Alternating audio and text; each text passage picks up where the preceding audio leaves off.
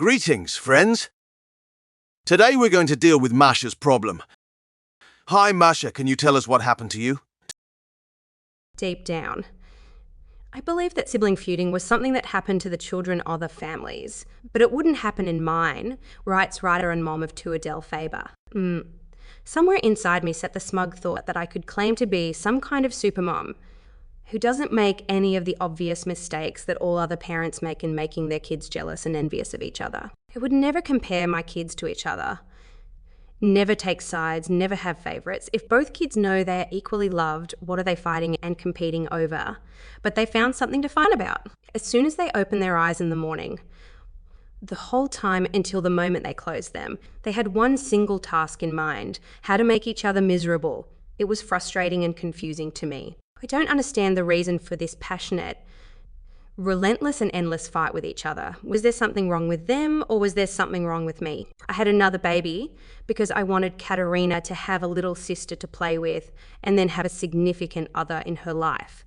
Now she has a sister and she hates her. All she wants is to send her back. Elena, 44, writes from Murmansk. I always thought that my boys would get along with each other. Let them sometimes fight at home, but I was sure that on the street they would stand for each other. I almost died when I discovered that my eldest son was in that gang of boys who bullied his younger brother, admits Irina, 29, a Muscovy. As someone who grew up with two brothers, I knew that boys often fight among themselves, says Alec, 37. But it always seemed to me that girls should get along better with each other, but not my daughters. And the worst thing is that they have a great memory. They never forget what who did to whom last week, last month, last year, and they never forgive. Negative feelings that children have towards each other concern the most painful thing for us, the relationship between our children. Don't touch, don't hurt, you must love her. That's what they constantly hear from us. And they have to hide their anger, jealousy, irritation at their brother or sister, and as a result, there is hidden or open aggression. Until the bad feelings come out, children cannot feel that they are accepted as they are. Recognizing a child's feelings and voicing them is one of the strongest means of communication in general. We call what the child feels. You are angry at your brother.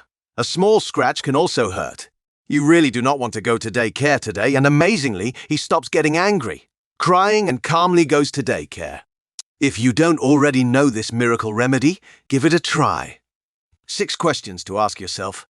Asking yourself questions and answering them honestly can help you understand yourself better. 1.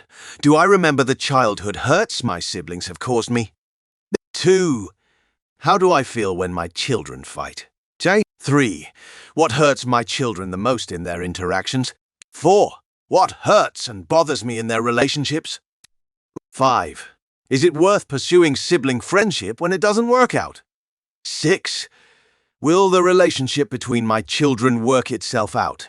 Imagine yourself in your child's shoes. Think about how he or she is feeling right now and say it out loud. Voice their feelings. It's always just him. The daughter whines, and we usually respond with, "Didn't I just read to you?" Try a different way. Try expressing how your child feels, such as, "Don't you like the fact that I spend so much time with the baby?" Try it, and you will see a completely different, not irritated face of an older child. "Mommy," Borka said, "I sound like a crow. Don't pay attention to him" is probably how we usually respond. Try it differently. "You must be very angry." And your son will probably already calmly, narratively answer, "Of course it makes me angry." He's calm because behind your words he hears, "Mum doesn't stop loving me, even if I'm mad at my brother." When you say to him, "Don't whine, don't mind him," he hears your words followed by his own. "I don't like it when you get angry, complain about your brother. You have a brother, and that's forever." We know how hurtful the feelings of jealousy and hatred we felt as children toward our siblings are.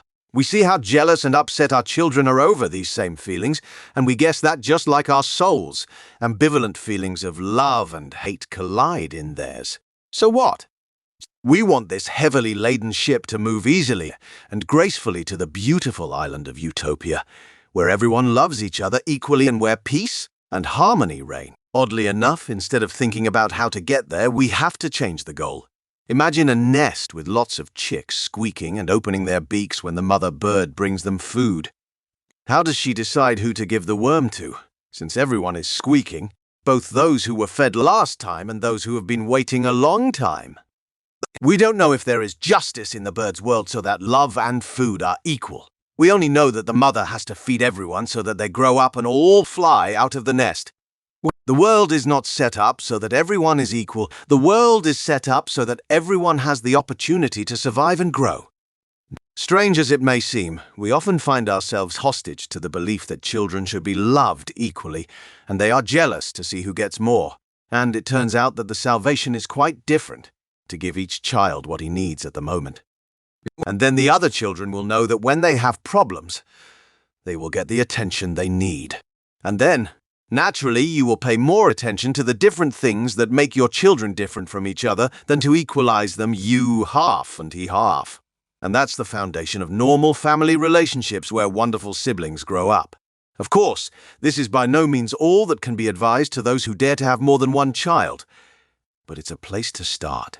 To emphasize the differences and voice your feelings. And that's the end of the video. Don't forget to like, subscribe and share with a friend. See you soon.